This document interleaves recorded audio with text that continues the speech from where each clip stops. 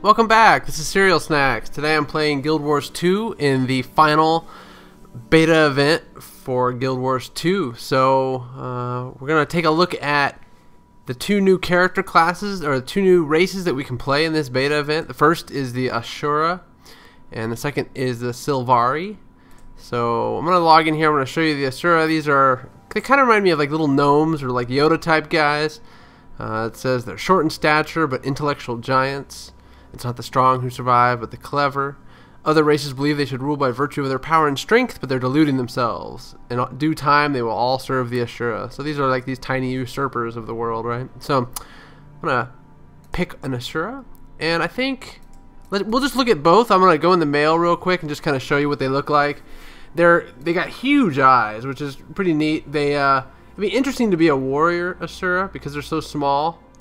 And that just seems odd. It's kind of like playing a gnome warrior in World of Warcraft, is my opinion, which can be really cool. The cool part about it is that you either love a gnome warrior or you hate a gnome warrior. So either way, you're either going to irritate somebody or you're going to make people look at you in awe, right? So it's kind of the two parts. Of course, they can be all the classes, just like every other race. I love their look. I think this might be at least one of my main characters that I play, just because they're so small. I don't know if they really have an advantage in the world versus world, but I sure would think so, just because they're so tiny. The Guardian's kind of neat. I'll have to show you when we get in the actual game, but the way they hold their weapons are neat because the weapons are so big, they kind of rested on their shoulder, and I think that's a neat aesthetic. Of course, the Engineer. See, that one looks kind of cranky. A Ranger. You know, I like their little outfits. This is the Necro. Actually, a Necromancer Asura would be really kind of neat, just because he's so small. His pets are probably larger than him. And then, of course, the Thief. That's an interesting outfit for the Thief. I hadn't seen that yet. And the Mesmer. Some of their outfits actually look more simplistic in many ways. I like that each race has their own aesthetic. So what I'm going to do is I'm just going to pick one. I'm going to go with Warrior, just to show you kind of what you can do. Now, of course, they're short, so you know, you can make them even shorter than they really are. I'll make them as short as you can. And of course, the physique thing. Let's see here. They've changed some of the stuff from the last beta. You can do lighting. See, that's a new feature. Put him in the dark and see what he looks like. You can hide the armor, of course. You could do that before. So you can kind of vary. You can either make them really tiny or, you know, kind of like a buff Asura. We'll go with this guy. Skin markings, of course. Not too varied in this respect, and the colors are actually kind of subtle. So a little more subtle than some of the other classes in that respect. You can still make an afro, you know, just like the human. I kind of like my guy's bald, but for the sake of just showing off the colors, let's make a purple top knot with yellow hair, something ridiculous, maybe red hair. There we go. And then of course we can do the eyes and that sort of thing. So there's a lot of different eyes. That's probably their main feature on their face, so I can see why they give you that option. Now the colors, of course. Oh, whoa, that's skin color. We'll make him kind of a blotchy gray. There we go. I like those eyes. Those aren't bad. That kind of looks like E.T. That's kind of goofy. It kind of looks like Gollum or something, but we'll go with this one. He's the most normal looking, I guess, if you call these guys normal. And you can pick their ears. You can make them real small or real massive. Kind of like that. And then, of course, the same sort of customization that you can do with the other races. You know, the brow. You can really do a lot with this customer. And one thing I said about this before in my other videos about the design is that it gives you just enough customization and not too much to make you feel overwhelmed. So, we'll give him some blue eyes. Maybe there we go. Kind of eerie looking. It gives you just enough options of customization, but not too many to make it overwhelming.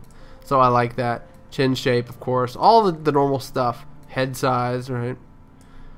Now let's go to the armor, of course. Now the armor, just like before, you can do all these. I'm not going to do a lot of customization because I've shown this before, and you get the idea. Each piece has 3 different colors that you can then dye. And in game, you actually will loot other dyes that are not available at start. So you can keep dyeing your character whatever colors you want them to be. I'm going to make it kind of ridiculous here for now, just to kind of show it off. And then, of course, you pick your story. And same kind of stuff. Now it's going to be a little different because it's Asura.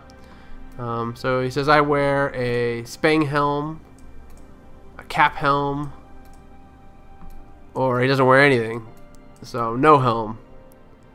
So he wears kind of like, actually he gets shoulder pads when you do that. It's much like the other races. We'll say he's charming. He's a member of the College of, now this is new because it's Asura, they have more scientific type stuff. So you got statics, dynamics, and synergetics. We'll go with synergetics, how things work together. My first invention was a golem, a atmospheric converter, and an infinity ball. We'll just go with the infinity ball because who wouldn't want an infinity ball? And then of course you pick their friend that they have. You got Bronk, Zinga, Blip, and Canny. And I'm not sure, I didn't play Guild Wars, the original Guild Wars, so I don't know if these are characters from that first game. I know that I've encountered a lot of stuff where it looks like it's a nod to the first game. But I'm going to go with Zinga. She sounds like she's pretty cool. And then you can just sign it whatever you want and start your story. So I'm not actually going to start the story on this one, and I probably won't show it in my video because you can go online and you can look at their trailers, but I just wanted to show you up to this point what it's all about. Pretty cool. So let's just go back. We'll pick a female Asura, and I'll show you kind of what they're all about. Whoa. Yeah, this one looks kind of like Minnie Mouse with her hair like that. But, okay, so you can pick the normal ones. You got Elementalist, Ranger, of course. Same kind of outfits, right, for the females. It's similar. So let's just look. We'll just do an engineer just to show you the female options. I'm not going to run through them all because you saw most of them, and they're not going to change much from the male to the female. You know, her body type, same sort of, that's skin markings, you know, physique, head options. It's all the same kind of stuff. So you see you've got all kinds of head options that you can then color. So you can make her hair like that, make purple bows. Face details, like I said, there's tons of options. Customizing your nose, customizing your mouth, your jaw, your ears. So you can do all that. And then of course the armor dies, which we saw before.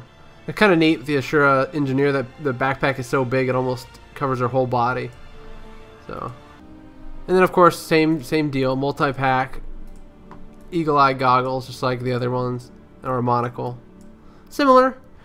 So that concludes my character creation for the Asura. The next video I'll be showing is the Sylvari, so that'll probably be split into another part. And I hope you enjoyed. I hope it gives you an idea of what the Asura is all about and if you really want to play this class. So thanks for joining me.